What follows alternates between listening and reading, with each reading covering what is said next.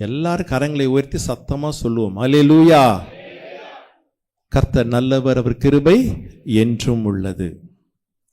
இந்த 114ஆம் ஆண்டு அசன பண்டிகை கூட்டத்திலே உங்கள் மத்தியிலே கர்த்தருடைய வார்த்தை கொடுக்கும்படியாய் எங்கள் 2 பேருக்கும் நல்ல அழைப்பை கொடுத்த சபை போதகருக்கு நான் முதலாவது இயேசுவின் நாமத்திலே நன்றி தெரிவித்துக் கொள்கிறேன். அதே நேரத்திலே சபையோட செக்ரட்டரி, ட்ரெஷரர், மூப்பர்கள் எல்லாருக்கும் நான் இயேசுவின் நாமத்திலே நன்றி தெரிவித்துக் கொள்கிறேன். அருமையான இசைக்குழுவினர் அருமையாக பாடினார்கள், அருமையாக வாசித்தார்கள். அவர்களுக்கு நான் இயேசுவின் நாமத்திலே நன்றி தெரிவித்துக் கொள்கிறேன்.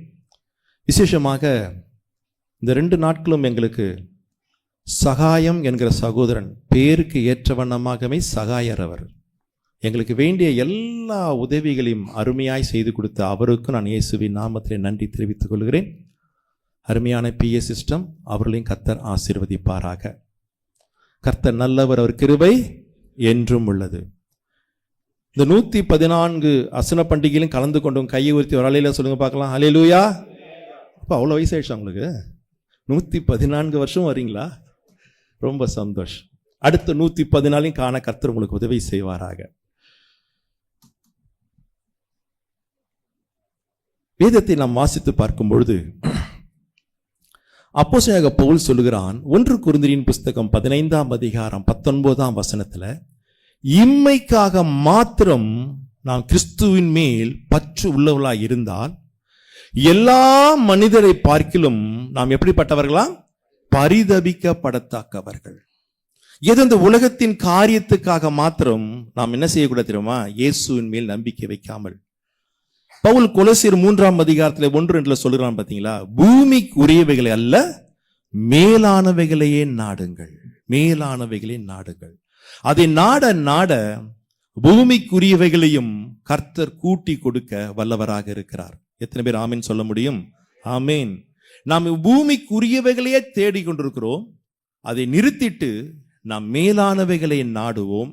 அப்பொழுது இவைகளை எல்லாம் நமக்கு ஆண்டவர் என்ன செய்வார் தெரியுமா? கூட கூட்டி கொடுப்பார். நேற்று தினத்திலும் பூமிக்குரியவைகள் அல்ல மேலானவைகளாகிய மனம் திரும்புதலுக்கு ஏற்ற கனி கொடுத்து ஆண்டுடைய வருகைக்கு நாம் ஆயத்தப்பட வேண்டும் என்கிற ஒரு நல்ல வார்த்தையை நாம் கேட்டோம். இன்றைக்கும் அதே போல மேலானவைகளை குறித்து நாம் தியானித்து ஜெபத்தோடு முடிக்க தேவன் நமக்கு உதவி செய்வாராக. இன்றைக்கும் வாசித்த வேத பகுதியிலிருந்து வெளிப்படுத்தல் விசேஷம் 22ஆம் அதிகாரம் 12ஆம் வசனத்தை வாசிக்க கேட்போம். இதோ சீக்கிரமாய் வருகிறேன், அவன் அவனுடைய கிரியைகளின்படி அவன் அவனுக்கு நான் அளிக்கும் பலன் என்னோட கூட வருகிறது. நாம் எல்லாரும் கண்களை மூடுவோம். சகோதரி எல்லாரும் தலைகளை மூடி இயேசுவின் பாதத்திலே அமர்ந்திருக்கிறோம் என்கிற பயத்துடனே பக்தியுடனே நாம் அவரை நோக்கி நாம் ஜெபிப்போம். நாம் ஆராதிக்கிற தேவன் தமது பிள்ளைகளோடு கூட பேச வேண்டும் என்று விரும்புகிற தேவன். இந்த மாலை நேரத்திலும் நம்மோடு பேசும்படியாய் பரிசுத்த ஆவியானவர் நம் மத்தியிலே அசைவாடி கொண்டிருக்கிறார். அந்த பயத்தோடு நாம் ஜெபிக்கலாம்.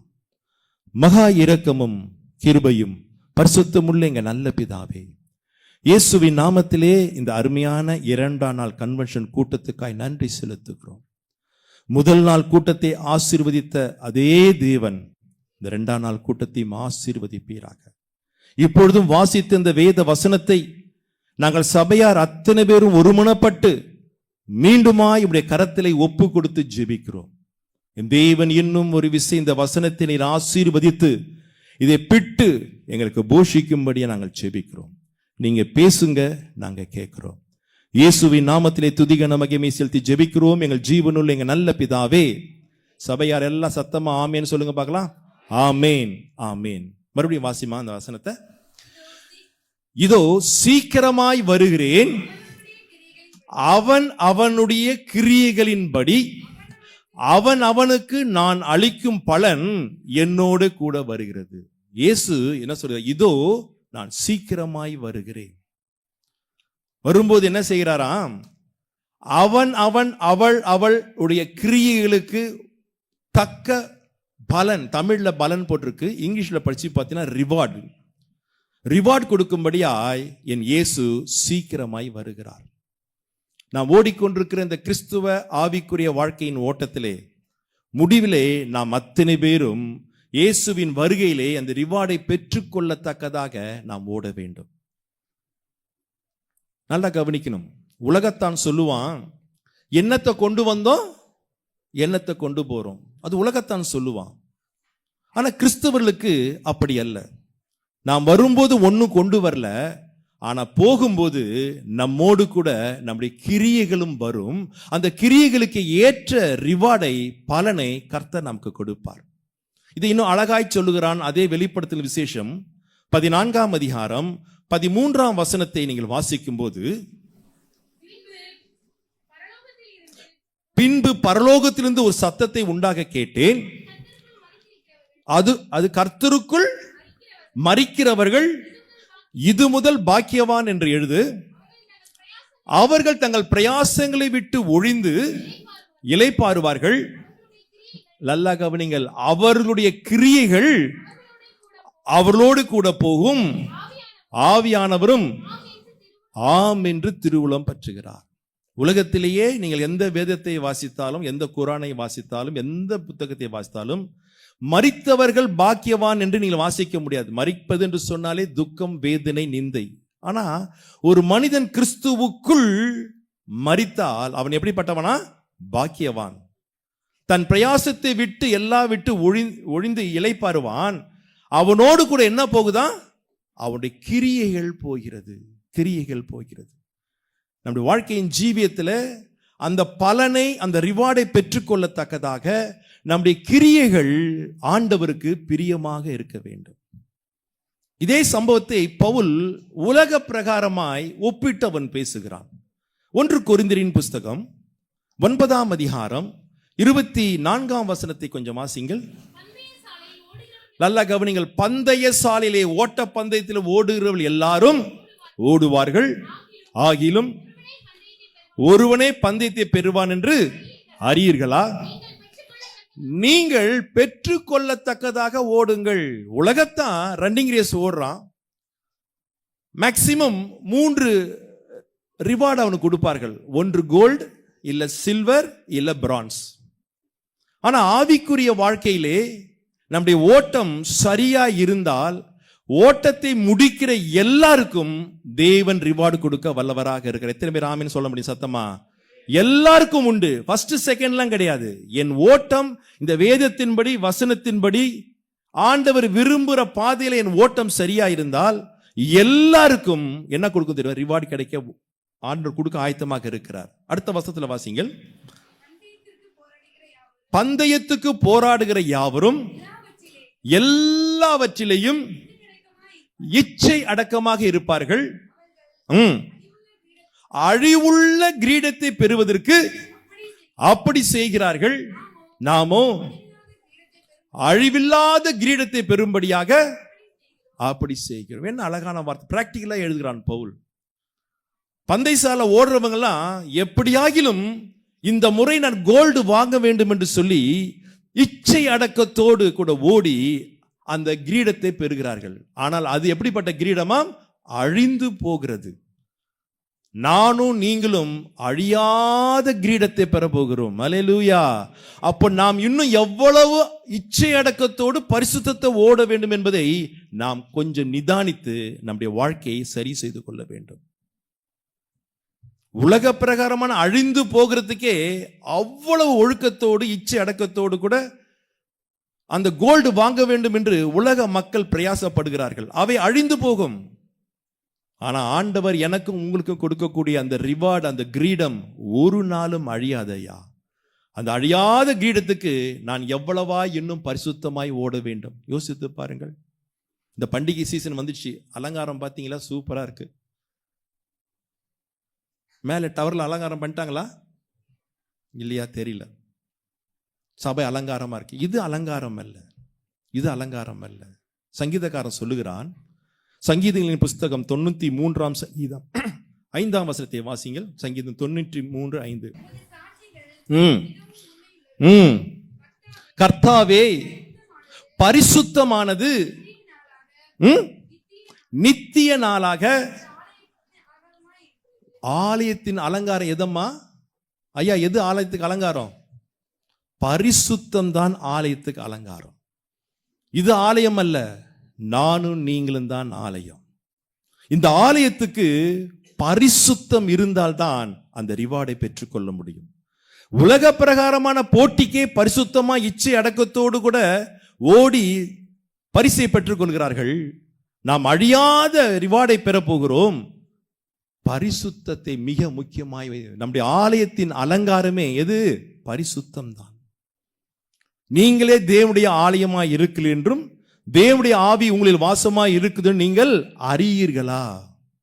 ஒருவன் இந்த ஆலயத்தை கெடுத்தால் தேவனை கெடுப்பார். சோ இந்த ஆலயம் கெடாமல் பரிசுத்தத்தோடு கூட நான் வாழ்ந்து என்னுடைய கிரியைகள் எல்லாம் ஆண்டவருக்கு பிரியமாக இருக்கும் என்று சொன்னால் எனக்கு ஆண்டவர் ரிவார்ட் கொடுக்க வல்லவராக இருக்கிறார். இன்றைக்கு வேதத்தில் அநேக ரிவார்ட்ஸ், அநேக பலன்கள் கர்த்தர் நமக்கு கொடுக்கிறார். அதுல மூன்றை நான் உதாரணமாய் சொல்லி நாம் எப்படி ஜீவித்தால் அதை பெற்றுக்கொள்ளலாம் என்பதையும் நான் சொல்லி ஜெபத்தோடு முடிக்க கர்த்தர் நமக்கு உதவி செய்வாராக.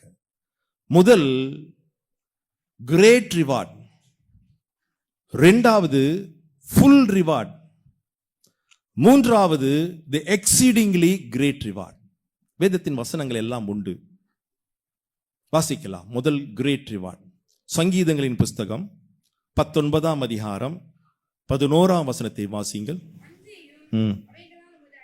அன்றியும் அவைகளால் உமது அடியேன் எச்சரிக்கப்படுகிறேன், அவைகளை கை கொள்ளுகிறதினால் கிரேட் ரிவார்டு உண்டு, மிகுந்த பலன் உண்டு. அவைகளால் நான் என்ன செய்யப்படுகிறேன்? எச்சரிக்க. எவைகளால்? 7ஆம் வசனத்தை வாசிப்பேன். கர்த்தருடைய வேதத்தினால், இந்த வேத வசனத்தினால் நானும் நீங்களும் எச்சரிக்கப்படும் பொழுது அதை கேட்டு நாம் கீழ்ப்படிந்து நடக்கும்போது எனக்கும் உங்களுக்கு நிச்சயமாக என்ன உண்டு தெரியுமா? கிரேட் ரிவார்டு உண்டு. உலகத்திலேயே இவ்வளவு அருமையான வேதத்தை எந்த ஜனங்களுக்கும் எந்த மனிதனுக்கும் யாரும் எழுதி கொடுக்கவில்லை. எனக்கும் உங்களுக்கும் தேவன் எழுதி கொடுத்திருக்கிறார். எத்தனை பேர் சத்தமா அல்லையிலே கேட்காம வந்திருக்கணும்? யாருக்குமே கிடையாது. மோசே சொல்லுகிறான், உபாகமத்தின் புஸ்தகம் 4ஆம் அதிகாரம் 8ஆம் வசனத்தை வாசிங்கம்மா. உபாகமம் 4:8. எவ்வளவு அழகாய் பேசுகிறான் பாருங்க மோசே.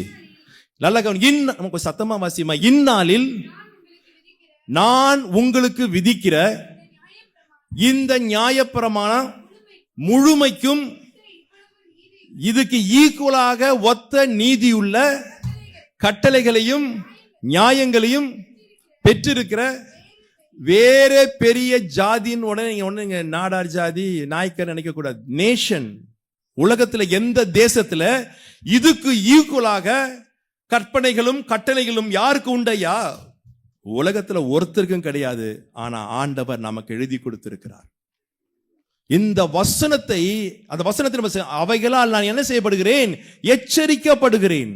வசனம் நம்ம என்ன செய்ய வேண்டும்? எச்சரிக்க வேண்டும். இந்த வசனம் நம்மை உணர்ச்சி வசப்பட செய்யக்கூடாது. இந்த வசனம் நம்மளை உணர்வுள்ளவனாய் மாற்ற வேண்டும், கீழ்ப்படிய வேண்டும். அப்படி கீழ்ப்படிந்து நடக்க நடக்க நடக்க என் ஆவிக்குரிய வாழ்க்கையின் ஓட்டத்தின் முடிவில் அந்த கிரீடத்தை பெற்றுக்கொள்ள கர்த்தர் எனக்கு உதவி செய்வார். மிக முக்கியமானது, நம்முடைய வாழ்க்கையின் அஸ்திபாரமே இந்த வசனம் தான். ஆனா பரிதாபம், இன்றைக்கு இந்த வசனம் ஏசாயா தீர்க்கதரிசி சொன்னது போல தள்ளுபடி ஆகிவிட்டது. இன்னைக்கு வசனத்துக்கு முக்கியத்துவம் அல்ல. இன்னைக்கு எல்லாம் ஆட்டம் பாட்டம் கொண்டாட்டம் டான்ஸ் மியூசிக் லைட்ல தான் இன்னைக்கு இருக்குது. இன்னைக்கு வசனம் அநேகருக்கு வெறுப்பாய் போய்விட்டது. ஆனால் என்னையும் உங்களையும் அக்கறைக்கு கொண்டு போய் சேர்க்கக்கூடியது இந்த வசனம் மாத்திரமே. சத்தமா நிறைய ஒரு எல்லாம் ஆமையெல்லாம் ஆட்டோமேட்டிக்கா வரணும், நான் கேட்கக்கூடாது, உங்களுக்கே வரணும். என்னை அக்கறைக்கு கொண்டு போய் சேர்க்கக்கூடியது ஒன்னே ஒண்ணு, இந்த வசனம் தான், இந்த வார்த்தை தான். நான் உங்கள் மத்தியிலே பிரசங்கம் பண்ணி கொண்டிருக்கிறேன். நான் பிறப்பிலே கிறிஸ்தவன் அல்ல. நான் இந்து குடும்பத்திலே பிறந்தவன். எங்க அப்பா கோயில்களிலே கம்பராமாயணம் மகாபாரதம் புராணங்களை காலட்சேபம் செய்யக்கூடியவர். நான் சிறு வயதிலிருந்து கிட்டத்தட்ட 25 வயது வரைக்கும் எங்க அப்பா கூடயே நான் கோயில்களுக்கு காலட்சேபத்துக்கு போவேன். இங்கே தென் திசையில் இருக்கிற திருச்செந்தூர்ல இருந்து, ராமேஸ்வரத்துல இருந்து, வடக்கே இருக்கக்கூடிய ஹரித்வார், ரிஷிகேஷ், காசி வரைக்கும் நான் போகாத கோயில் இல்லை, கும்பிடாத தெய்வங்கள் அல்ல. அந்த மாதிரி நிலையில இருந்துதான் நான் இருந்தவன். 25 வருஷம் இதே வாழ்க்கை. 25 வயசுக்கு அப்புறம் எங்க அப்பா சொல்லுகிற காலட்சேபங்கள், கதைகளை கேட்கும்போது எனக்கு நம்பிக்கை வரவில்லை. நான் எங்க அப்பாவுக்கு விரோதமா எதிர்த்து கேள்வி கேட்க ஆரம்பிச்சேன். ஒரு நாள் எங்க அப்பா என்னை கூப்பிட்டு ஒரே அறை விட்டார். இனி என்னோடு கூட நீ எங்க வராத, காலட்சேபத்துக்கு வர. ஏன்பா, ஊர்ல இருக்கிறவன் என் பொழப்புல மண்ண போறானோ இல்லையோ நீயே போட்டுருவ, இனி வராதுன்னு சொல்லி என்னை விரட்டி விட்டார். அதுல இருந்து ஒரு 10 வருஷம் நான் தீவிரமான நாஸ்திகனாக வாழ்ந்தவன். 10 years நான் நாஸ்திகனாக இருந்த பொழுது என்னுடைய டார்கெட் முழுசும் கிறிஸ்தவர்கள் மாத்திரமே. இப்படிப்பட்ட சுவிசேஷ கூட்டங்கள், சபைகளுக்குள்ளும் உள்ள போய் தேவனுடைய ஊழியத்துக்கும் இந்த வசனத்துக்கும் விரோதமாய் செயல்பட்டவன் நான் தான். கூட்டத்தில் வந்து அமர்ந்திருப்பேன், கடைசியில் அமர்ந்திருப்பேன். ரட்சிக்கப்பட்டு கிறிஸ்துவராய் இருக்கிற உங்களை விட நான் அதிக கவனமாய் செய்தியை கேட்பேன். ஏன்னா கேட்டு மனிதனாய் மாறுவதற்கு அல்ல, கேட்ட உடனே அந்த ஊழியக்கார்ட்ட போயிட்டு அவர்கிட்ட ஆர்கியூ பண்ணி அவரை திட்டி நீ மறுபடியும் நீ பிரசங்கம் பண்ணக்கூடாது என்று சொல்லுவதற்காக நான் கேட்பேன். அதில் குறை கண்டுபிடிக்க கேட்பேன். அப்படிதான் என் வாழ்க்கை 10 வருஷம் ஓடிச்சு. ஆனால் என் புத்தி என்னமோ கிறுக்கு புத்தி, என் புத்தி என்னமோ மட்டமான கீழ்த்தரமான புத்தி. ஆனா இந்த வசனத்துக்கு வல்லமை உண்டையா. சத்தம் வர மாட்டேன். இந்த வசனத்துக்கு வல்லமை உண்டு. நான் கெட்ட எண்ணத்தோடு கேட்டா கூட இந்த வசனம் கேட்க கேட்க எனக்குள்ள கிரியை செய்து இன்றைக்கு உங்கள் மத்தியில உங்களுக்கு முன்பதாக விசுவாசியாக மாத்திரமல்ல ஊழியக்காரனாய் மாற்றிருக்கிறது. எது தெரியுமா? இந்த வசனம். இந்த வசனத்தை எச்சரிக்கப்படும் போது நாம் என்ன செய்ய வேண்டும்? கீழ்ப்படிந்து கை கொள்ளும் போது என் வாழ்க்கை இந்த வசனம் மாற்றும் ஐயா. எப்பேற்பட்ட மனிதனாய் இருந்தாலும், எவ்வளவு துன்மார்க்கனாய் இருந்தாலும் இந்த வசனம் அவன் வாழ்க்கையை தலைகீழாக மாற்றும். ஏன்னா இந்த வசனத்துக்கு ஏன்னா இது ஒரு மனிதனால் எழுதப்பட்ட புத்தகம் அல்ல. வேத வசனங்கள் எல்லாம் தேவ ஆவியினால் அருளப்பட்டிருக்கிறது. எழுதின ஒவ்வொரு வார்த்தையிலும் ஆண்டவர் தன் சுவாசத்தை ஊதி வைத்திருக்கிறார். Inspired by the holy spirit. எப்படி ஒரு மண்ணினால் ஒரு மனிதனை உருவாக்கி அவன் ஆசியில ஊதி அவனை ஜீவ ஆத்மாவை மாற்றினாரோ, அதே போல இந்த வசனங்கள் எல்லாம் தேவ ஆவியினால் அருளப்பட்டிருக்கிறது. அந்த வசனம் எனக்குள்ள போக போக, உங்களுக்குள்ள போக போக, நீங்கள் விரும்புகிறீங்களோ விரும்பலையோ அந்த வசனம் தான் வேலையை செய்யும். என் வாழ்க்கை உங்கள் வாழ்க்கையை மாற்றும். அந்த பலனை பெற்றுக்கொள்ளத்தக்கதாய் இந்த வசனம் நமக்கு உதவி செய்யும். உதவி செய்யும். ஏனையா 40 வருஷம் வனாந்தரத்தில் ஜனங்கள் சுத்தினார்கள். 40 வருஷம், 1 வருஷம் 2 வருஷம் இல்லை, ஏன் 40 வருஷம் சுத்தினார்கள்? ஒரே ஒரு காரணம். யோசுவா சொல்லுகிறான். யோசுவாவின் புஸ்தகம் 5ஆம் அதிகாரம் 6ஆம் வசனத்தை வாசிங்கள். கர்த்தருடைய சத்தத்திற்கு கீழ்ப்படியாமல் போன எகிப்திலிருந்து புறப்பட்ட யுத்த புருஷன யாவரும் மாலும் மட்டும் செத்து போக மட்டும் 40 வருஷம் வனாந்தரத்திலே நடந்து திரிந்த. ஏன் 40 வருஷம் நடந்து திரிந்தார்கள்? எல்லாரும் மரிக்கும் வரைக்கும். ஏன் எல்லாரும் மரிக்க வேண்டும்? ஒரே ஒரு ரீசன். அவர் என்ன செய்யவில்லையா? என் சத்தத்துக்கு கீழ்ப்படியவில்லை. கீழ்ப்படியவில்லை. இன்னைக்கு நீங்க நிறைய பேர் 114 வருஷம் வந்தவங்களா உட்கார்ந்துருக்கிறீங்க. 114 வருஷமா சத்தியத்தை கேட்டவர்கள், 114 வருஷமா விதவிதமான ஊழியக்காரர்களை கொண்டு விதவிதமான சத்தியத்தை கேட்டிருந்தும் இன்னைக்கும் வாழ்க்கையில என்ன இல்லை தெரியுமா? கீழ்ப்படிதல் இல்லை. சங்கீதக்காரன் அழகா சொல்லுவாங்க, ரொம்ப பிடிச்ச வசனம். பாம்பாட்டிகள் எவ்வளவு வினோதமாய் ஊதினாலும் தன் காதை அடைத்துக் கொள்ளுகிற செவிட்டு விரியனை போல் இருக்கிறார்கள். 58:5 வீட்டுல போய் வாசிங்க சங்கீதத்தை. எவ்வளவு மெசேஜ், எவ்வளவு சத்தியம், எவ்வளவு சொன்னாலும் தன் காதை அடைத்துக் கொள்ளுகிற செவிட்டு வீரனை போல் இருக்கிறார்கள். இங்கே விதைத்த விதை, இங்கே சொல்லப்பட்ட சத்தியம் பாகிஸ்தான்ல சொல்லியிருந்தா இன்னைக்கு பாகிஸ்தான் கிறிஸ்துவ நாடாய் மாறி இருக்கும். அவ்வளவு சத்தியங்கள் உங்களுக்கு விதைக்கப்படுகிறது, அவ்வளவு வார்த்தைகள் உங்களுக்கு ஆவியானவர் பேசுகிறாரு.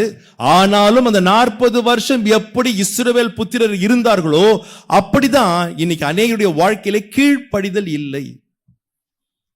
நாம் பிரசங்கத்தை கேட்டு இந்த பிரசங்கியாருக்கு இவ்வளவு மார்க்கு, நேத்து பேசுறவருக்கு இவ்வளவு மார்க்கு, நாளைக்கு ஒரு மார்க், நாம் மற்றவர்களுக்கு மார்க் போட்டு கொண்டு இருக்கிறோம். என்னைக்கு செய்தியை கேட்டு அவன் தனக்கு மார்க் போட ஆரம்பிக்கிறானோ அன்னைக்கு சபையில எழுப்புதல் உண்டாகும். அப்பதான் உண்டாகும்.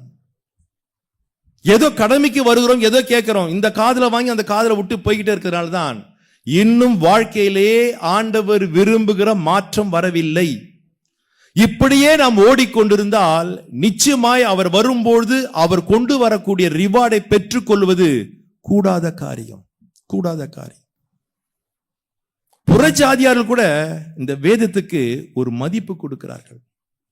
ஆனா கிறிஸ்தவர்கள் இன்னைக்கு இந்த வேதத்துக்கு மொபைல் போன் ஸ்கிராச் ஆகக்கூடாதுன்னு பைபிளை கீழே வச்சு மொபைலை மேல வைப்பாங்க. அவ்வளவுதான் இந்த பைபிளுக்கு மரியாதை. நான் 2 ஆண்டுகளுக்கு முன்பதாக டெல்லிக்கு ஊழியத்துக்கு, பஞ்சாபுக்கு ஊழியத்துக்கு போயிருந்தேன்.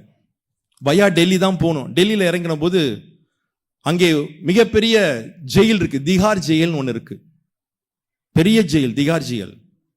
அதுல இருக்கிற கைதிகளுக்கெல்லாம் நீங்க செய்தி கொடுக்கணும்னு சொல்லி என்னை கேட்டார்கள். நானும் வரேன்னு சொல்லி போயிருந்தேன். உள்ள போனா கிட்டத்தட்ட ஒரு 400-500 கைதிகள் உட்காந்து, ஒரே ஒரு செக்ஷன் மாத்திரம்தான், 400-500 கைதிகள் உட்கார்ந்து இருக்கிறார்கள். எனக்கு பார்த்து ஆச்சரியம், இவங்களாம் கைதி தானான்னு. அவ்வளவு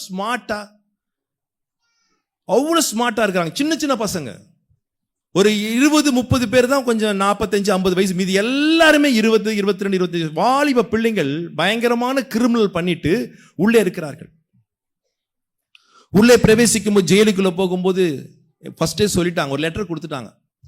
பர்ஸ், பணம், செல்போன், மெமரி கார்டு ஒன்றும் கொண்டு போகக்கூடாது. நாங்கள் எல்லாவற்றையும் காரில் வச்சுட்டு உள்ள போனோம். எங்களை ஃபுல்லா செக் பண்ணாங்க, எல்லாம் செக் பண்ணாங்க. செக் பண்ணி முடிச்சோன்னே நான் இது கையில் வச்சிருக்கிறேன், இது என்னன்னு கேட்டான். பைபிள் சொன்னேன், கொடுத்தேன், கையில கொடுத்த, நீங்களே திறந்து பாருங்கன்னா நீட்டுறேன். அவன் 2 அடி பின்னால போறான். பைபிளா? நான் தொட மாட்டேன், நீ என்ன செய்ய, திறந்து காட்டு. அவங்க கூட இந்த பைபிளை தொடுவதற்கு அஞ்சுகிறார்கள் இல்லையா? காரணம், இது தேவனால் எழுதப்பட்ட புத்தகம். புறஜாதியானு கூட ஒரு அறிவு இருக்கு, அவன் கூட ஒரு பயப்படுறான். ஆனா இன்னைக்கு கிறிஸ்தவர் என்று சொல்லக்கூடிய அநேகருடைய கிறிஸ்தவருடைய வாழ்க்கையிலே அது இல்லவே இல்லை. அநேகருடைய வாழ்க்கையில இதை வாசிக்கிற பழக்கமும் இல்லை. சண்டே அன்னைக்கு வரும்போது அழகா கொண்டு வந்தோமோ, திருப்பி கொண்டு போய் வச்சோமோ, அடுத்த சண்டே தான் எடுப்போம். தப்பி தவறி நடுவில் என்ன செய்ய மாட்டோம், திறக்க மாட்டோம். ஆனா ஒரு நாளைக்கு 1000 முறை செல்போனை ஓபன் பண்ணி உள்ள எல்லாத்தையும் பார்க்க தெரியும். ஆனா ஒரு நாள் கூட இதை திறந்து படிக்க இன்னைக்கு கிறிஸ்தவர்களுக்கு கூலா சொல்லுகிறார்கள். நான் புறஜாதியில் வந்தனால தைரியமா பேசுகிறேன். நான் அநேகர்கிட்ட பேசியிருக்கிறேன், அநேக ஊர்ல போகிறேன், கூலா சொல்லுவாங்க, எங்களுக்கு என்ன இல்லை, நேரம் இல்லை. செல்போனோட செய்யற நேரத்தை குறைச்சி இதோடு கூட உன் நேரத்தை நீ அதிகரித்தால் நீ ரிவார்டை பெற்றுக்கொள்ள முடியும். வாசிக்கும், நல்லா கவனிங்க, ஜபத்தோடு கூட யாரா இருந்தாலும் ஒரு அதிகாரம் வாசித்தா கூட அந்த அதிகாரத்திலிருந்து ஆண்டவர் நம்மோடு பேசுவார். எத்தனை பேர் அந்த அனுபவம் இருக்கு எனக்கு தெரியாது. நீ வாசிங்கள், ஜபத்தோட ஒரு அதிகாரம் நீ கருத்தாய் வாசிங்கள், ஒரு வசனம் நம்மோடு கூட பேசும் ஐயா. காரணம், ஆராதிக்கிற தேவன் பேசுகிற தேவன். நாம் கல்லையோ மண்ணையோ நான் அதெல்லாம் வணங்கிட்டு வந்து தான் இதை பார்க்கும்போது தான் என் வாழ்க்கையில் அநேக மாற்றங்கள் உண்டானது. நான் மாறணும்னு விரும்பல, ஆனா இந்த வசனம் எனக்குள்ள வர வர மாற்றத்தை உண்டு பண்ணினது. நான் துன்மார்க்கமான மனுஷன். இதே மாதிரிதான் எங்க வீடு, இந்த பக்கம் ஒரு அப்படி 20 வீடு இருக்கும், அந்த பக்கம் 20 வீடு இருக்கும் லைன். எங்க அப்பா சதன் ரயில்ல வேலை செஞ்சார். எங்க வீட்டை விட்டு நான் வெளியில வந்தேன்னா எல்லார் வீட்டு ஜன்னலும் கதவும் மூடுவார்கள். நாசமா போறவன், பொறுக்கி வரான், இப்படியே சொல்லிதான் மூடுவார்கள். அவங்க மேல தப்பு இல்லை, என் வாழ்க்கை அப்படிதான். அவ்வளவு துன்மார்க்கமாய் இருந்திருந்தும் இந்த வசனம் என்னை மனிதனாய் மாற்றினது. என்னை மாத்திரமல்ல, உங்களையும் மாற்றும் ஐயா. தயவு செய்து சபையே, இந்த கன்வென்ஷன்ல ஒரு டிட்டர்மினேஷன், ஒரு தீர்மானம் எடுங்கள். தினமும் நான் சாப்பிடறனோ இல்லையோ, இந்த வேதத்தோடு வசனத்தோடு கூட என் வாழ்க்கையை நான் ஆரம்பித்து, இந்த வசனத்தோடு கூட நான் பிரயாணம் பண்ண, பயணிக்க என்னை ஒப்பு கொடுக்கிறேன், ஒப்பு கொடுத்து தீர்மானித்து ஆரம்பிங்கள். அடுத்த கன்வென்ஷனுக்குள்ள உங்க நிலைமையை கர்த்தர் மாற்றுவார் ஐயா, மாற்றுவார் ஐயா. பேசுவார், பேசுவார். ஒருவேளை முதல் தடவை பேசும்போது கீழ்ப்படிய முடியலனாலும் மறுபடியும் பேசும்போது நீ கீழ்ப்படியும் போது அந்த ரிவார்டை பெற்றுக்கொள்ள கர்த்தர் உதவி செய்வார், உதவி செய்வார். ஒரு சின்ன உதாரணம் பைபிள் நான் சொல்றேன். புறஜாதியார்கள் இந்த வேதத்துக்கு, கர்த்தருடைய வார்த்தைக்கு அவ்வளவாய் பயப்படுகிறார்கள். பைபிள் நான் சொல்றேன். அவ்வளவாய் பயந்து கீழ்ப்படிந்தார்கள். எப்பேற்பட்ட ஆசீர்வாதத்தை பெற்றார்கள் தெரியுமா? வாசிங்கள். யாத்ராகமத்தின் புஸ்தகம் 9ஆம் அதிகாரம் 18ஆம் வசனம். மோசேக்கும் எகிப்தின் மன்னனாகிய பார்வோனுக்கும் இடையிலே நடக்கக்கூடிய ஒரு கான்வர்சேஷன், ஒரு பேச்சுவார்த்தை. வாசிமா. மோசே பார்வோனை பார்த்து சொல்லுகிறான், எகிப்து தோன்றின நாள் முதல் இதுவரைக்கும் இதில் பெய்யாத மிகவும் கொடிய கல்மழை நாளை இந்நேரத்தில் பெய்யும். சத்தமா வாசிமா. இப்பொழுது ஆள் அனுப்பி உன் மிருக ஜீவன்களையும் வெளியிலே உனக்கு இருக்கிற யாவையும் சேர்த்துக்கொள். வீட்டில் சேர்க்கப்படாமல் வெளியில் இருக்கிற ஒவ்வொரு மனிதனும் மிருக ஜீவனும் செத்து போகத்தக்கதாக கல்மழை இருக்கும் என்று எபிரேயரின் தேவனாய் கர்த்தர் சொல்லுகிறார் என்று பார்வோனை பார்த்து மோசே சொன்னான். கான்வர்சேஷன் மோசேக்கும் பார்வோனுக்கு தான். இவங்க ரெண்டு பேர் பேசிக் கொண்டிருக்கிறார்கள். அடுத்த வசனம் வாசிமா. பார்வோனுடைய அரண்மனையிலே அவனுக்கு கீழே வேலை செய்ய ஊழியக்காரர்கள், வேலைக்காரர்களில் எவன் கர்த்தருடைய வார்த்தைக்கு பயப்பட்டானோ அவன் தன் வேலைக்காரரையும் தன் மிருக ஜீவன்களையும் வீடுகளுக்குள் ஓடி வர பண்ணினான். போதும், நல்லா கவனிக்கணும். பேசினது மோசேயும் பார்வோனும். அவங்க வீட்டுல சுத்தி வேலை செய்யற வேலைக்காரன் மோசே பேசுறதை கேட்டுட்டு எல்லாரும் அல்ல, எவன் கர்த்தருடைய வார்த்தைக்கு பயப்பட்டானோ அவன் தன் மிருக ஜீவன்களை எங்க வீட்டுக்கு கொண்டு வந்துட்டான்? வீட்டுக்கு கூட்டி கொண்டு வந்தான். தொடர்ந்து அந்த அதிகாரத்தை வீட்டுல போய் வாசித்து பாருங்கள். எவன் பயந்தானோ அவன் வீட்டுல ஜீவன் உண்டானது. எவன் பயப்படலையோ கீழ்ப்படிலையோ எல்லார் வீட்டிலையும் மரண ஓலம் உண்டானது. எல்லார் வீட்டிலையும் மரணம், மிருக ஜீவன் மரணம், ஆட்கள் மரணம். எல்லார் வீட்டிலும் ஐயோ செத்துட்டான் ஐயோ ஐயோன்னு ஓலம். ஆனா சில பேர் வீட்டுல மாத்திரம் ஓலம் இல்லையா, துதியின் கீத சத்தம். ஏன் தெரியுமா? அவன் வார்த்தைக்கு கீழ்ப்படிந்தான்.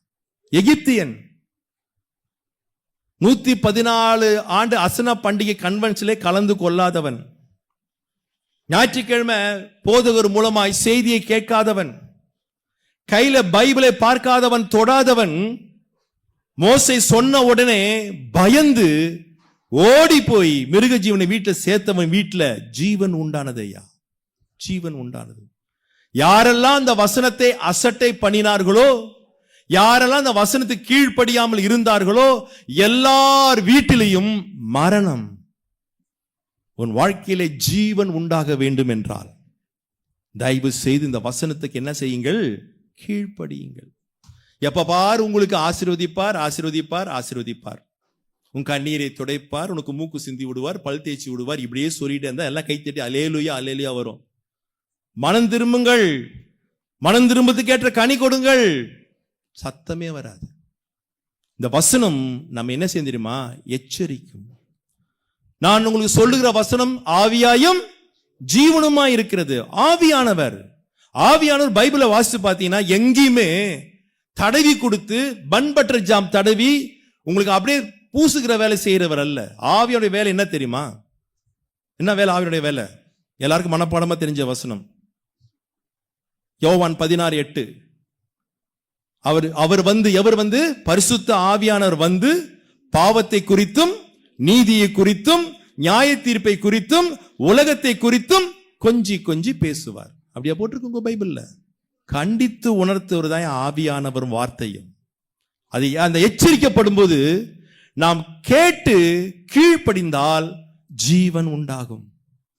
இல்ல நீ என்னன்னா சொல்லு, நான் என் காது செவிட்டு வீரனை போல அடிச்சு கொண்டுதான் இருப்பேன்னு சொன்னா மரணம் உண்டாகும். Choice is yours, ball is on your court. இயேசு இதோ நான் சீக்கிரமாய் வருகிறேன், அவனுடைய கிரியைக்கு தக்க பலன் அவரோடு கூட வருகிறது. நாம் அந்த ரிவார்டை பலனை பெற்றுக்கொள்ளத்தக்கதாய் நாம் ஓட வேண்டும். வேதத்தில் ஓடி இருக்கிறார்கள்.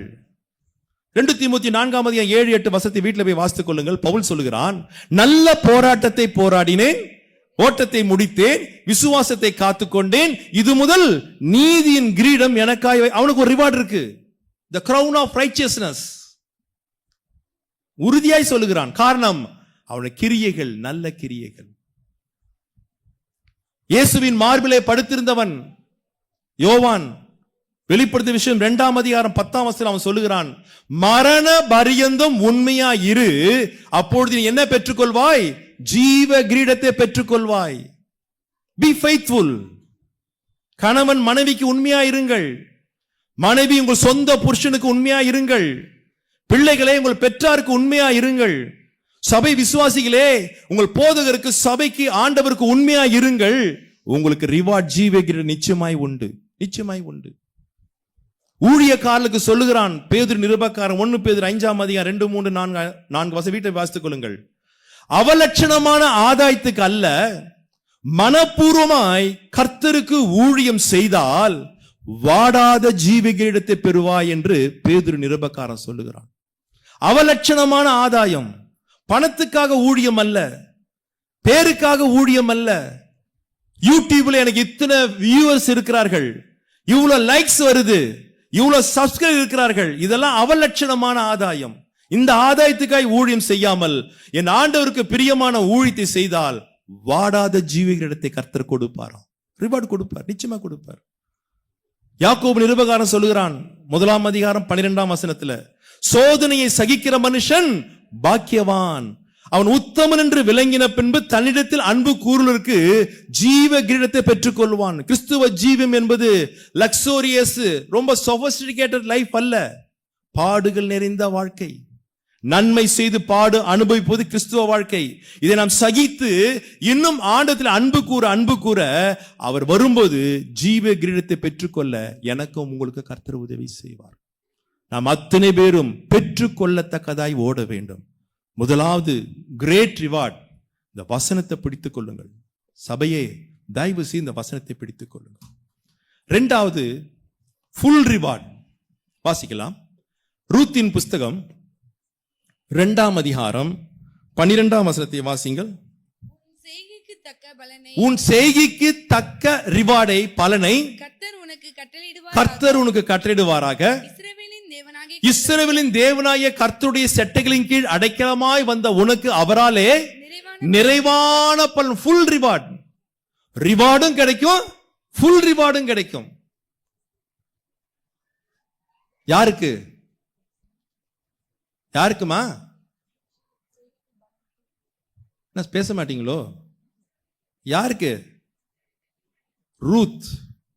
எந்த ஊருக்காரம்மா? ரூத் அம்மா. நீங்க யாரும் ரூத்தம்மா வந்து தப்பா நினைக்கிறீங்க. ரூத்தம்மா எந்த ஊருக்காரங்க? மோவாப் தேசத்து புற தேசத்தின் ஸ்திரீக்கு ரிவார்டும் கொடுத்தார், ஃபுல் ரிவார்டும் கொடுத்தார். அப்ப நம்ம பெற்றுக்கொள்ளத்தக்கதாய் ஓட வேண்டாமா? மோவாப் தேசத்தில் பிறந்து வளர்ந்தவள் நகோமியும் கணவன் பிள்ளைகள் அங்க போகிறார்கள். திருமணம் நடக்குது, 3 பேரும் மரிக்கிறார்கள். இப்ப நகோமியும் விதவை, ரூத்தும் விதவை, ஓர்பாலும் விதவை. ஒரு நாள் வந்தது, பெத்லகேம்லே ஆகாரம் உண்டு என்று கேள்விப்பட்ட போது நகோமி புறப்படுகிறாள். அப்போது 2 பேரும் வந்தாங்க, ஓர்பாலும் வந்தால் ரூத்தும் வந்தால். ஓன் அழுதார்கள். முத்தம் கொடுத்தால் ஓர்பால், அவ வீட்டுக்கு அவ போயிட்டான். ஆனா ரூத் அவங்க ஊருக்கு, அவங்க வீட்டு சொந்த ஜனத்துக்கு போல. யாருக்கு பின்னால வந்தா தெரியுமா? நகோமி பின்னால தயவு செய்து சொல்லாதீங்க. நகோமியின் தேவனை நம்பி மோவாபை விட்டு பெத்லெகேமுக்கு வந்தவள் தான் ரூத். புறஜாதியான ஸ்திரீ சொல்லுகிறாள் நகோமியை பார்த்து, நீயும் போயிடுமா?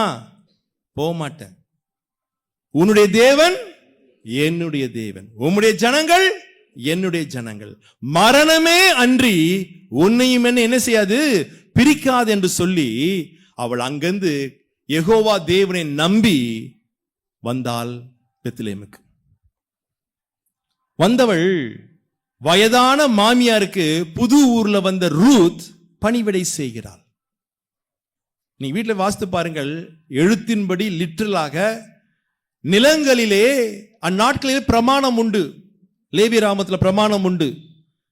வயல்வெளியிலே அறுவடை செய்கிறவர்கள் ஒட்ட ஒட்ட அறுக்க கூடாது.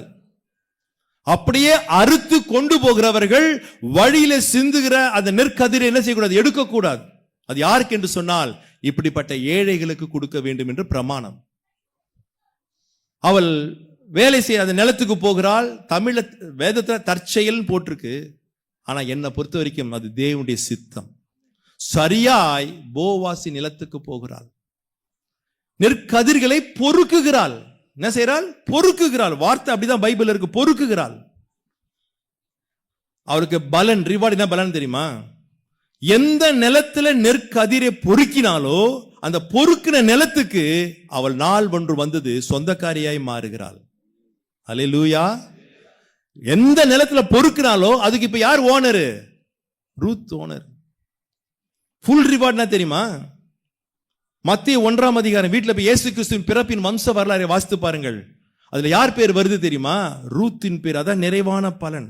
அந்த ரூத்தின் வம்சத்துல தான் இந்த பூமிக்கு யார் வந்தா தெரியுமா? இயேசு வந்தார். ஐயா, என்ன ரிவார்டு, என்ன ஃபுல் ரிவார்டு. ஏன் ஆண்டவர் கொடுத்தார் தெரியுமா? ஏன் கொடுத்தார்?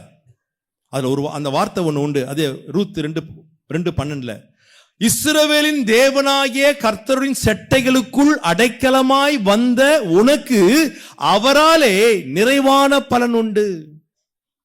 புறதேசத்திலிருந்து வந்தாலும் தேவனுடைய செட்டைகளுக்கு கீழ் அவள் அடைக்கலமாய் அடங்கி இருந்தால் கர்த்தர் அவளுக்கு ஃபுல் ரிவார்டு கொடுத்தார். அடங்கி இருந்தால் அம்மா, இன்னைக்கு நம்மளால என்ன செய்ய முடியல? அடங்கி இருக்க முடியல. மற்றவங்களை அடக்கதான் பார்க்கிறோம். ஆனால் ரூத் அடங்கி இருந்தாள். அடங்கி இருந்தாள். சங்கீதக்காரன் 57ஆம் சங்கீதம் 1ஆம் வசனத்துல ஜெபம் பண்ணுகிறான். என்ன ஜெபம் தெரியுமா? கர்த்தாவே எனக்கு இறங்கும், எனக்கு இறங்கும். விக்கினங்கள் கடந்து போகும் மட்டும் நான் உம்முடைய செட்டையின் மறைவிலே வந்து தங்குவேன் என்று கெஞ்சி கேட்கிறேன். எனக்கு இறங்கும் ஆண்டவரே. எனக்கு ஒண்ணு வேணா, ராஜா தான், எனக்கு ஒண்ணு வேணாம், நான் உன் செட்டையின் மறைவிலே இருக்க வேண்டும் என்று கெஞ்சி கேட்கிறான். பழைய ஏற்பாட்டு பரிசுத்தவான். ஆனா புதிய ஏற்பாட்டு பரிசுத்தவான்களுக்கு ஆண்டவர் திரும்ப சொல்றாரு. வாசிமா, லூக்கா எழுதின சுவிசேஷம் 13ஆம் அதிகாரம் 34ஆம் வசனத்தை வாசிங்கள். எருசலேமே எருசலேமே,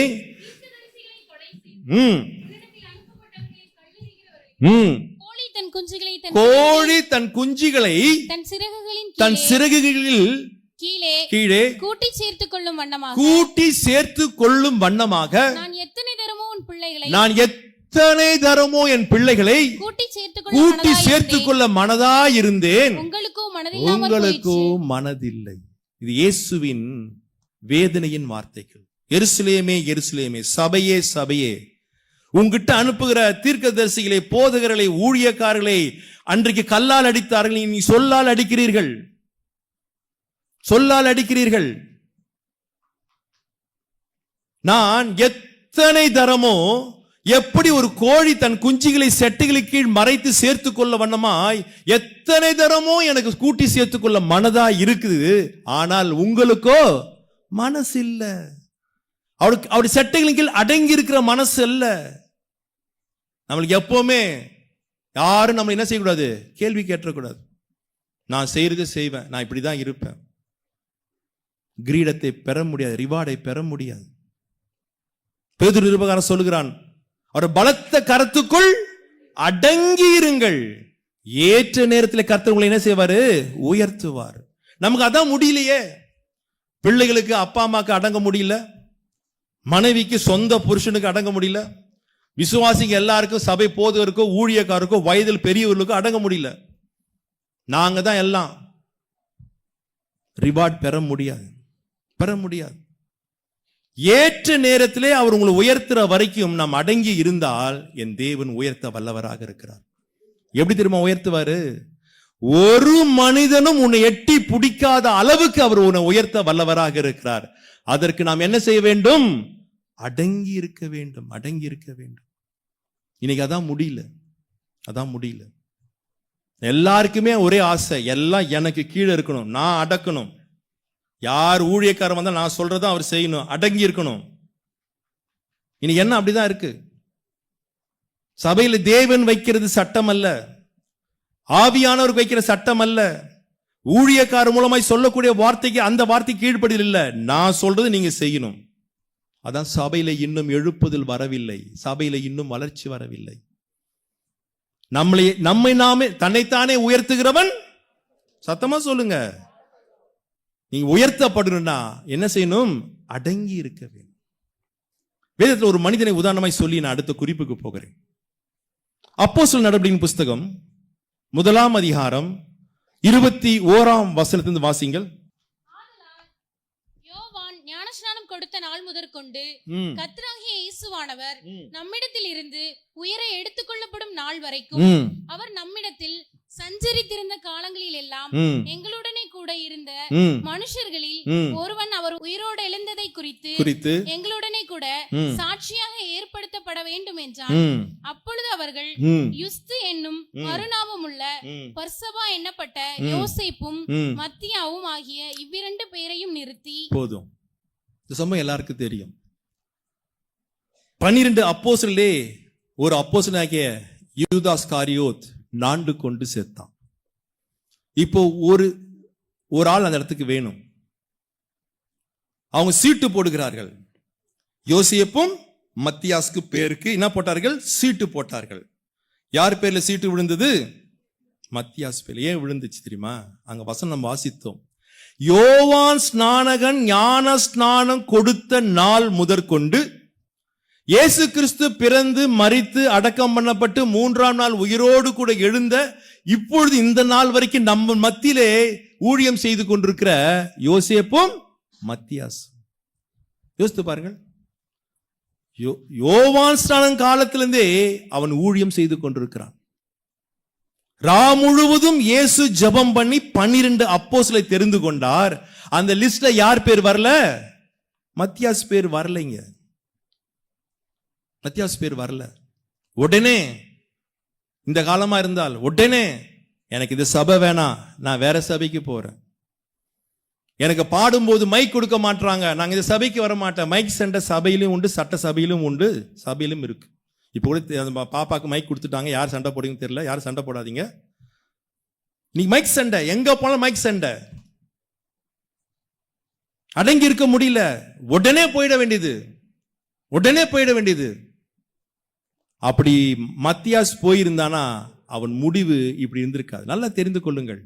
என் நினைவுகள் உன் நினைவுகள் அல்ல, என் வழிகள் இல்லையா. இயேசுக்கு அன்னைக்கு ராத்திரியே தெரியும். என்ன தெரியும்? சீக்கிரத்துல ஒரு விக்கெட் காலியா போகுது. அந்த விக்கெட்டுக்கு நிரந்தரமா ஒரு ஆளை போடணும். யார் தெரியுமா? மத்தியாஸ் என்று அன்னைக்கே குறித்து வைத்தார். குறித்து வைத்ததே சீட்டு போட்டு அவனுக்கு அந்த சீட்டை கொடுத்தார். அப்போஸ்தலர் பட்டத்தை கொடுத்தார். கொடுக்க காரணம் என்ன தெரியுமா? இத்தனை வருஷங்கள் ஆனாலும் அவன் அடங்கி இருந்தான். இப்பெல்லாம் யார் தெரியுமா? நான் தான் சீனியர். என்னத்த சீனியர்? நான் வைக்கிறது தான், நான் தான் சீனியர். 1 மணி நேரம் வாழ்க்கையில ஜெபம் இருக்காது. என்ன, நாங்களாம் யார் தெரியுமா? சீனியர். ஒழுங்காய் வேதத்தை வாசிக்கிற அனுபவம் இருக்காது. நான் தான் சீனியர், நான் சொல்றதான் நடக்கணும். இல்லைங்க. எந்த சபையில, எந்த வீட்டில, எந்த ஊழியத்துல நான் என்கிற வார்த்தை இருக்கோ அங்க ஆண்டவர் நிச்சயமா இருக்க மாட்டார். பவுல் 3ஆம் வானம் வரைக்கும் எடுத்து செல்லப்பட்டான். தேவ ஜனங்களை துன்புறுத்தினவன், ஸ்தேவானை கொலை செய்வதற்கு காரணமாயிருந்தவன் 3ஆம் வானம் வரைக்கும். ஏன் தெரியுமா போனா? அவன் சொல்லுகிறான் கலாத்தியர் 2:20, இனி நான் அல்ல, கிறிஸ்துவே என்னில் பிழைத்திருக்கிறார். என்னைக்கு அவன் நானை சாகடித்தானோ அன்னைக்கு கர்த்தர் அவனை உயர்த்த ஆரம்பித்தார். நாம் என்றைக்கு நம்முடைய வாழ்க்கையில நான் ஒழிதோ அன்றைக்கு கர்த்தர் நம்மை உயர்த்த ஆரம்பிப்பார். ஒரு இடத்துல கூட மத்தியாஸ் நான் சீனியர், நான் தான் வருவேன் சொல்லல, வரலைங்க. நல்லா தெரிஞ்சுக்கொள்ளுங்கள், அந்த அப்போஸ்தலர் பட்டம் பெறுகிற வரைக்கும் அவனுக்கு ஒரு பட்டமும் கிடையாது. ஒரு அவனுக்கு பட்டம் கொடுக்க எந்த பட்டமும் கொடுக்கவில்லை, எந்த போஸ்டிங் கொடுக்கல. என்னை போல உங்களை போல சாதாரண விசுவாசியா தான் இருக்கிறான். நான் போறேன்னு சொல்ல அடங்கி இருந்தான். ஊழியம் செய்வதற்கு இன்னைக்கு போஸ்டிங் தேவையில்லைங்க, இன்னைக்கு போஸ்டிங்கே தேவையில்லை. ஊழியம் செய்வதற்கு ஆத்தும பாரம் ஒண்ணு இருந்தா யார் வேணா எங்க வேணா எப்ப வேணா இயேசுக்கு ஊழியம் செய்ய முடியும். ஆமென். வரமாட்டேன். இன்னைக்கு மொத்த கிறிஸ்துவத்துல எதுக்கு சண்டை? எதுக்கு சண்டை? இந்த போஸ்டிங் தான், போஸ்டிங் தான். சபையே தயவு செய்து நமக்கு எந்த போஸ்டிங்கும் வேணாம். நீங்க இருக்கிற இடத்துல நீங்க ஆத்தும பாரத்தோடு ஆண்டவருக்கு ஊழியம் செய்தால் அவர் வரும்போது உனக்கு ரிவார்டு கொடுக்க வல்லவராக இருக்கிறார். எப்படிப்பட்ட ரிவார்டு தெரியுமா கொடுத்தாரு? வாசிங்கள், வெளிப்படுத்தல் விசேஷம் 21 அதிகாரம் 14 வாசிங்கள். பரலோகத்தின் தரிசனத்தை அப்போஸ்தலனாகிய யோவான் பார்க்கிறான். அவன் சொல்லுகிறான், நகரத்தின், அதாவது பரலோகத்தின் நகரத்தின் மதில்களுக்கு 12 அஸ்திபார கல் இருந்தன. அவைகள் மேல் ஆட்டுக்குட்டியானவருடைய 12 அப்போஸ்தலருடைய நாமங்கள் பதிந்திருந்தன. எங்க? பரலோகத்தில் இருந்த அஸ்திபாரத்திலே அந்த கல்லுல யார் பேர் தெரியுமா இப்ப இருக்கு? மத்தியாஸ் பேர் வந்துச்சு. எங்க இருந்து எங்க கொண்டு போயிட்டாரு பாத்தீங்களா? காரணம் என்ன தெரியுங்களா? அடங்கி இருந்தான். எங்க ஊர்ல ஒரு சபையில இந்த கல்வெட்டு வைப்பாங்க தெரியுமா? இத்தனாம் தேதி திறந்தாங்க, இன்னார் திறந்தாங்க, இன்னொரு கல்வெட்டு வச்சாங்க. அதுல அந்த அந்த அந்த அந்த ஒரு போதகர் பேர் வைக்கலைங்க. சண்டை பார்க்கணுமே, இந்தியா பாகிஸ்தான் சண்டையே தோத்துரும். எதுக்கு? கல்வெட்டுல என் பேர் இல்லை. ஐயா உன் பேர் ஜீவ புஸ்தகத்துல இருக்காயா? அதை பாருங்க ஐயா, அதை பாருங்க. கல்வெட்டு முக்கியம் இல்லை. ஆனா அடங்கி இருந்தோடனே பரலோகத்துல 12 மந்தில 12 அப்போஸ்தலர் பேர் இருக்கும். அதுல ஒரு பேர் யார் தெரியுமா? மத்தியாஸ். காரணம், அடங்கி இருந்தான். இஸ்ரவேலின் தேவனாய கர்த்தருடைய செட்டைக்குள் நீ அடங்கி இருந்தால், கோழி தன் குஞ்சுகளை சேர்த்துக்கொள்ள வண்ணமா என் செட்டைகளுக்குள் சேர்த்துக்கொள்ள நான் எவ்வளவோ மனதா இருந்தேனே. உங்களுக்கும் என்ன இல்ல? மனசில் உள்ள வர, மனசில் உள்ள வந்த போஸ்டிங் சண்டை வராது. உள்ள வந்துட்டா தாழ்மை இருக்கும், உள்ள வந்துட்டா தேவ குணாதிசயங்கள் வரும், உள்ள வந்துட்டா நாம் ஆண்டவரை போல் மாற முடியும். நாம் உள்ள வர மனசு இல்ல, நான் வெளியே இருந்து தகராறு பண்ணுவேன், ஏமாந்து அந்த கோழியை வெட்டி பிரியாணி பண்ணிடுவேன். உள்ள வர முடியல, அடங்கி இருக்க முடியல.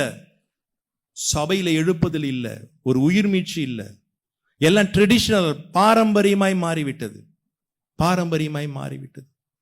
யார் ஒருவன் யார் ஒருத்தி அடங்கி இருக்க கத்துக்கொள்கிறார்களோ அவர்களை நிச்சயமாய் நான் சொல்லுகிறேன், ஒருவரும் உங்க அளவுக்கு வராதபடிக்கு என் தேவன் உயர்த்த வல்லவராக இருக்கிறார். ஹல்லேலூயா, ஹல்லேலூயா. மூன்றாவதா நான் சொல்லி நான் முடிக்கிறேன். வாசிக்கலாம். ஆதியாகமத்தின் புஸ்தகம் 15 அதிகாரம் 1 வாசிங்கள். இந்த காரியங்கள் நடந்த பின்பு, அது கரெக்ட், கர்த்தருடைய வார்த்தை ஆபிராமுக்கு தரிசனத்திலே உண்டாகி அவர், ஆபிராமே நீ பயப்படாதே, நான் உனக்கு கேடகமும் உனக்கு மகா பெரிய பலனுமாய் இருக்கிறேன். இங்கிலீஷ்ல படிச்சு பார்த்து பாருங்க. Abram, fear not, I am your shield, my reward will be exceedingly great. Abram கர்த்தர் கொடுத்தார். ஏன் கொடுத்தார்? அந்த வசனம் எப்படி ஆரம்பிக்குது தெரியுமா? இந்த காரியங்கள் நடந்த பின்பு. அப்போ ஏதோ ஒரு காரியம் நடந்ததினால்தான் ஆபிரகாமுக்கு கர்த்தர் கொடுக்கிறார், எக்ஸீடிங்லி கிரேட் ரிவார்டை கொடுக்கிறார். எந்த காரியம் நடந்தது? நான் சுருக்கமாக சொல்கிறேன், உங்களுக்கு எல்லாம் தெரிஞ்சதுதான். எனக்கு என்னை விட உங்களுக்கு வேதம் நன்கு அறிந்தவர்கள். ஏன்னா நீங்க சீனியர் ஆதி கிறிஸ்தவர்கள், ஜாதி கிறிஸ்தவர்கள். நான் நேத்து பெய்த மழையில முளைத்தவன். சில காரியங்களை சொல்றேன், ஞாபகத்துக்கு சொல்லுகிறேன், புரிந்து கொள்ளுங்கள். ஆபிரகாமுடைய 13 அதிகாரத்தில் ஆபிரகாமுடைய மேய்ப்பனுக்கும் லோத்தின் மேய்ப்பனுக்கும் வாக்குவாதம் உண்டாச்சு. வாக்குவாதம் உண்டாச்சு. ஆபிரகாமின் இடத்திலே நான் இருந்திருந்தால், நீங்க நல்ல பிள்ளைகள், நீங்கள் ஆபிரகாம மாதிரியே நடந்திருப்பீங்க. நான் உங்களை சொல்ல, நான் இருந்திருந்தால் லோத்துவை கூப்பிடுவேன், லோத் இங்க வாப்பா, உன்னை ஆண்டவர் அழைத்தாரா? இல்ல. என்னதானே அழைச்சாரு? நீ என் கூட கூட ஒப்புக்கு சப்பானா ஒட்டிட்டு தானே வந்த. இப்ப வந்துட்டு என் மேய்ப்பனுடைய சண்டை போட்டு கொண்டிருக்கிறியா? ஊரை பார்த்து திரும்பி போன வீட்டுக்கு திரட்டிருப்பேன், போன்னு சொல்லியிருப்பேன்.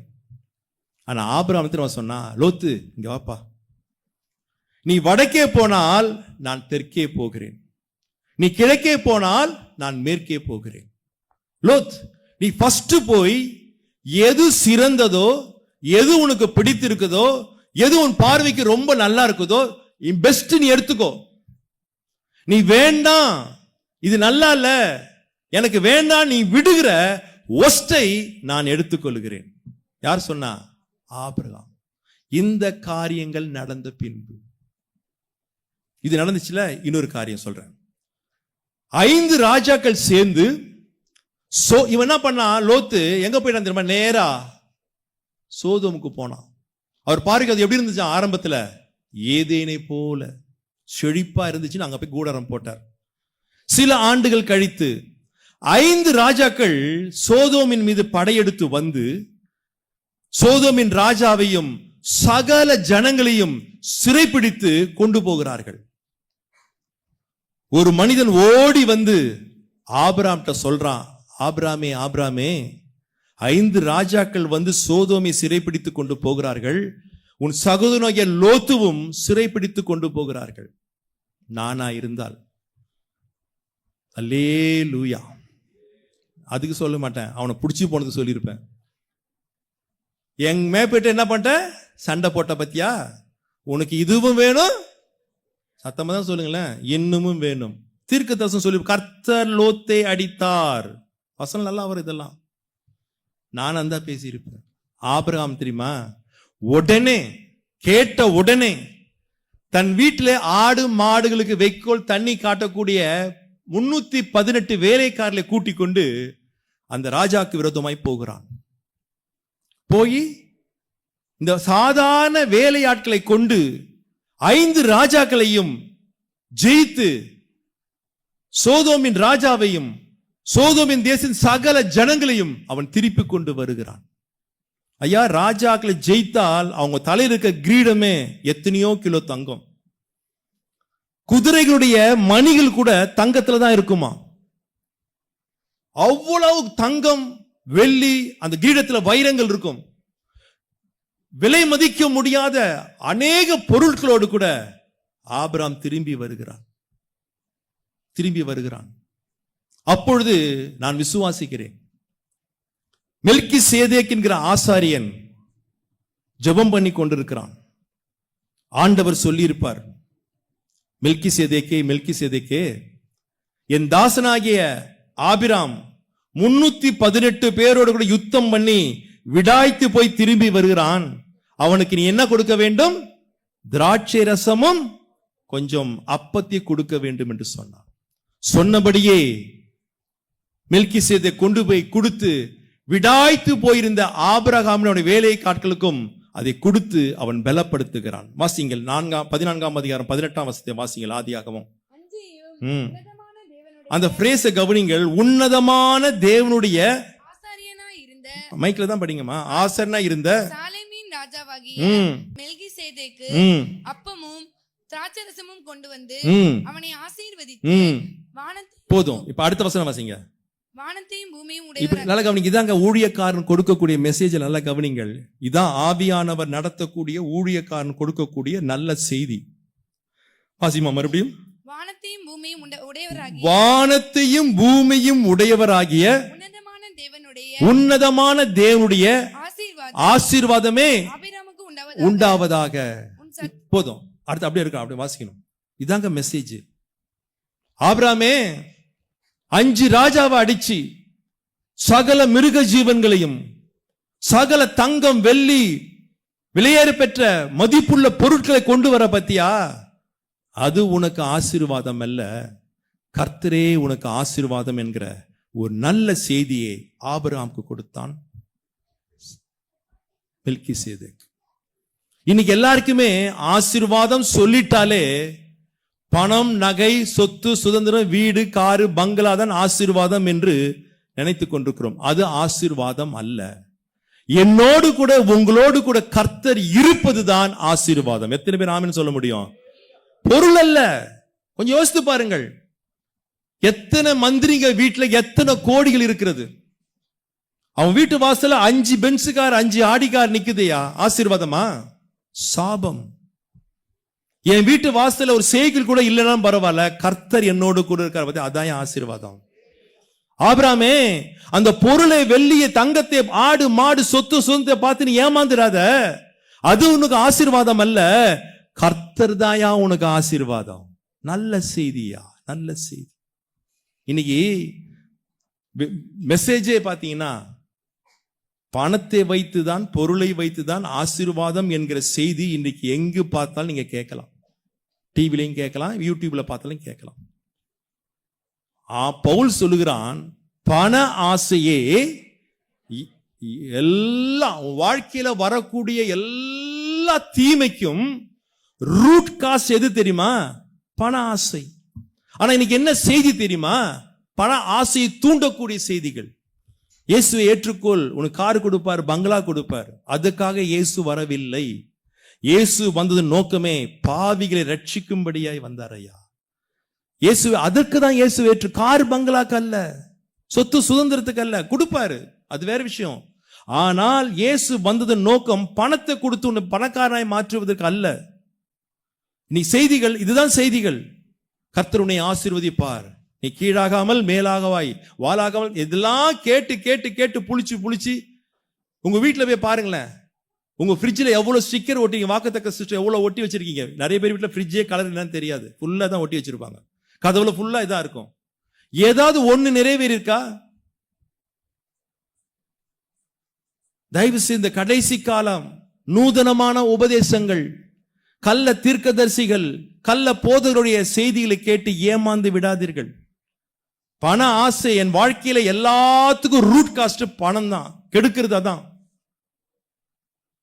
அப்படிப்பட்ட செய்திகளை விட நீங்க வாசிங்கள, ஆவியானவர் எச்சரித்து பேசக்கூடிய வார்த்தைகளுக்கு நீங்க கீழ்ப்படிந்து பாருங்கள், உங்களுக்கு மிகுந்த பலன் உண்டு ஐயா.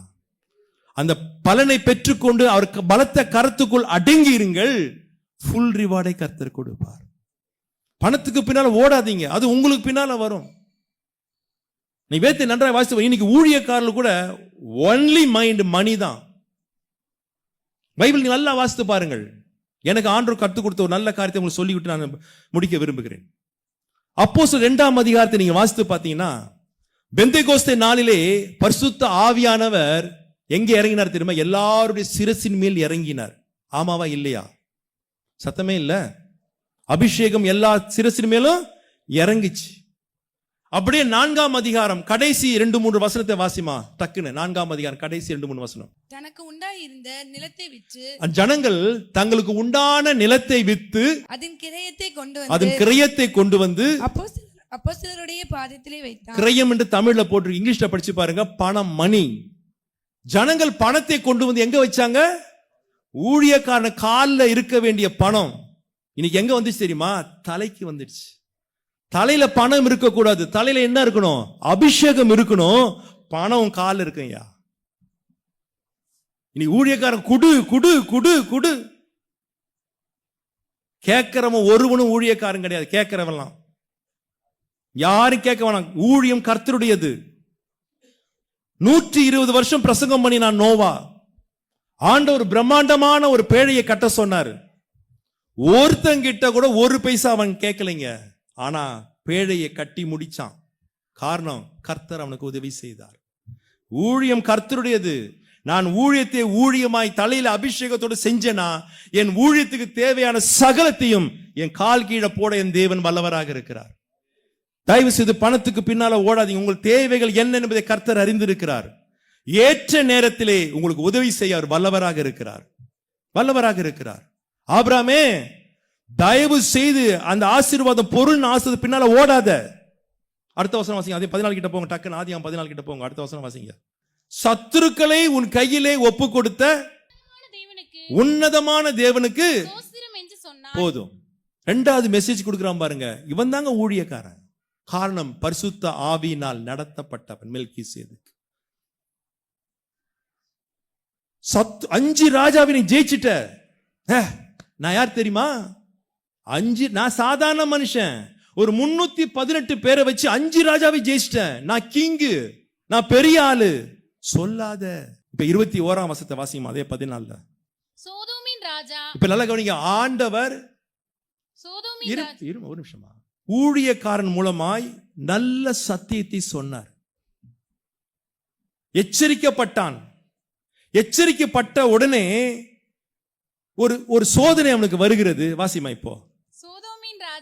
சோதோமின் ராஜா ஆபிராமை நோக்கி ஜனங்களை எனக்கு தாரும். நல்ல கவனிங்கள். ஆபிராமே, என் ஜனத்தை எல்லாம் என்கிட்ட கொடுத்துரு. பொருட்களை நீர் எடுத்து, தங்கம் நகை வெள்ளி எல்லா பொருட்களையும், மாடு எல்லாத்தையும் நீ என்ன செய்துக்கோ, எடுத்துக்கோ. சோதனை எப்படி வருது பாத்தீங்களா? அப்பதான் செய்தி கொடுத்துட்டு போறான் ஊழியக்காரன். பணத்துக்கு பின்னால போகாத, நான் தான் போய் ஜெயித்தி எல்லாத்தையும் கொண்டு வந்தேன், எனக்கு தான் சொந்தம் என்று சொல்லாத, நீ கர்த்தரை மாத்திரம் பிடிச்சுக்கோன்னு சொல்லிட்டு போனா, உடனே சோதோம் ராஜா அவன் மூலமாய் ஒரு சோதனை வருகிறது. நான் ஆட்களை எடுத்துக்கொள்ளுகிறேன், நீ என்ன எடுத்துக்கோ, பொருளா எடுத்துக்கோ. அடுத்த வசனம் ஆபிரகாம் பேச. அவன் தாங்க எச்சரிப்பை பெற்று அந்த வசனத்துக்கு கீழ்ப்படிந்து கை கொண்டான். அவனுக்கு எக்ஸ்ட்ரீம்லி கிரேட் ரிவார்டை கர்த்தர் கொடுத்தார். வாசிமா அடுத்த வசனம். அதற்கு ஆபிராம் சோதோமின் ராஜாவை பார்த்து, ஆபிராமை நீர் ஐஸ்வர்யன் ஆக்கினேன் என்று சொல்லாதபடிக்கு நான் ஒரு சரட்டையாகிலும் பாதரட்சின் வாராயிலும் உமக்கு உண்டானவைகளில் யாதொன்றையாகிலும் எடுத்துக்கொள்ளேன் என்று. போதும் சொல்றான் ஆபிராம், நீ என்னை ஐஸ்வர்யனாக்கி சொல்லாத. நாளைக்கு சொல்லுவேன் ஆபிரகாம் ஐஸ்வர்யனா இருக்கிற பார்த்து சொல்லுவான் தெரியுமா? சோதோம் ராஜா, நான் பணம் கொடுத்ததான் எவ்வளவு ஐஸ்வர்யனா? ஆனா யுத்தம் பண்ணது இவன், ஜெயத்தை எடுத்தது இவன், இவனுக்கு சகல உரிமையும் உண்டு. ஆனா ஊழியக்காரன் சொல்லிட்டான்னு சொல்லி அவன் சொல்றான், பாதரட்சி ஒன்னும் எனக்கு வேணாம் ஐயா, ஒன்னும் எனக்கு வேணாம். ஏன் தெரியுமா? நாளைக்கு நீ கொடுப்ப, நாளைக்கு நீ என்ன செய்வ, சொல்லி காட்டுவ. இந்த வாலிப பிள்ளைகளே, இன்னும் திருமணம் ஆகாமல் திருமணத்துக்கு காத்திருக்க வாலிப பிள்ளைகளே, தயவு செய்து உங்க மாமனார் வீட்டில் மாமியார் வீட்டில் வரதட்சணை வாங்காத. நாளைக்கு சொல்லுவார், நான் கொடுத்துதான் இவனுக்கு பைக்கே வந்துச்சு, நான் தான் இவனுக்கு கார் வாங்கி கொடுத்தேன்னு சொல்லி காட்டுவாங்க. வாங்காத. நீ கார் வாங்கி உன் மனைவி ஏத்தி கொண்டு போ, அது உனக்கு ஆசீர்வாதம். ஒருவேளை நாளைக்கு காரை ஓட்டு போகும்போது அவங்க கொடுத்த காரை நீ காரை ஓட்டிக்கொண்டு நீ மனைவி போகும்போது சண்டை வரும், சண்டை முத்தும், காருக்குள்ளே நடக்கும். மனைவி சொல்வா, என்னங்க வாயை மூடுங்க, எங்க அப்பா வாங்கி கொடுத்த கார்ல தான் நீங்க வரீங்க. ரத்தம் செத்துரும். ஆபிரகாமுக்கு அன்னைக்கே தெரியுது, நீ என்னை ஐஸ்வர்யனாக்கி சொல்லாதபடிக்கு ஒண்ணும் வேணாம். அடுத்த வசனம் வாசிமா. நல்ல கவனிங்கள். உன்னதமான ஊழியக்காரன் சொன்ன அதே வசனத்தை சொல்றான். வானத்தையும் பூமியையும் உடையவராகிய உன்னதமான தேவனாகிய கர்த்தருக்கு நேராக என் கையை உயர்த்துகிறேன். நல்லா கவனிங்க. எனக்கு எந்த பொருளும் வேணாம் சோதோமின் ராஜாவே, எனக்கு ஆண்டவர் மாத்திரம் போதும். சரண்டர். 2 கரத்தை உயர்த்தி ஆண்டவருக்கு சரண்டர் ஆனா ஆண்டவர் சொல்லுகிறார், ஆபிராமே பயப்படாதே, நான் உனக்கு கேடகமும் மகா பெரிய பலனுமாய் இருப்பேன். இந்த காரியங்கள் நடந்த பின்புதான் அந்த வார்த்தையை ஆண்டவர் ஆபிரகாமுக்கு சொல்லுகிறார். இது நமக்கும் அதே செய்தி தான். பணத்துக்கு பின்னால பொருளுக்கு பின்னால ஓடாதீங்க. ஏதாவது உங்கள் வாழ்க்கையிலேயோ இல்லை ஒருவேளை இந்த ஊழியத்தில் இந்த கன்வென்ஷன் பீரியட்ல நீங்க அதிகமான காரியத்தை செய்திருந்து இந்த கன்வென்ஷன் நல்ல கூட்டங்கள் நல்ல காரியங்கள் நல்லபடியா முடிஞ்சதுன்னா நான் செஞ்சேன் சொல்லாதீங்க. கர்த்தர் கிருபை கொடுத்தார், கர்த்தர் எனக்கு கிருபை கொடுத்தார், செஞ்சேன். கர்த்தருக்கு மகிமை செலுத்துங்க. அதான் செய்தியை ஆபிரகாமுக்கு கொடுத்தான். ஆபிரகாம் அப்படியே கீழ்ப்படிந்தான். ஆண்டவர் சொல்லுகிறார், நான் உனக்கு பலனும் மகா பெரிய பலனும். சபையே, இந்த 3 ரிவார்டை பெற்றுக்கொள்ளத்தக்கதாக நீங்க வேதத்தை வீட்டில் போய் வாசிங்கள், நிறுத்தி நிதானமாய் வாசிங்கள். அநேக ரிவார்டை கர்த்தர் நமக்காய் வைத்திருக்கிறார். எல்லாம் உண்டு. இந்த 3ஐ நாம் பெற்றுக்கொள்ளும்படியாய் நம்மை நாமே ஒப்பு கொடுப்போம். கர்த்தர் சீக்கிரமாய் வரப்போகிறார், சீக்கிரமாய் வரப்போகிறார். எத்தனை பேருக்கு இந்த ரிவார்டை பெற்றுக்கொள்ளத்தக்கதாக இந்த வசனத்தை நான் பிடித்து கொண்டு ஓட விரும்புகிறேன். நான் அடங்கி இருக்கிற விரும்புகிறேன். நான் பொண்ணுக்கும் பொருளுக்கும் பின்னால ஓடாமல் எனக்கு கர்த்தர் மாத்திரம் என்னோடு கூட இருந்தால் போதும், அதை போல ஒரு ஆசீர்வாதம் உலகத்துல ஒண்ணும் இல்லை என்று அறிந்து உணர்ந்து நான் இப்படி வாழ விரும்புகிறேன் என்று சொல்லுகிறவர்கள் இருக்கிற இடத்திலே ஒரு நிமிஷம் எழுந்து நிற்போம். நாம் ஜெபத்தோடு முடிக்க கர்த்தர் நமக்கு உதவி செய்வாராக.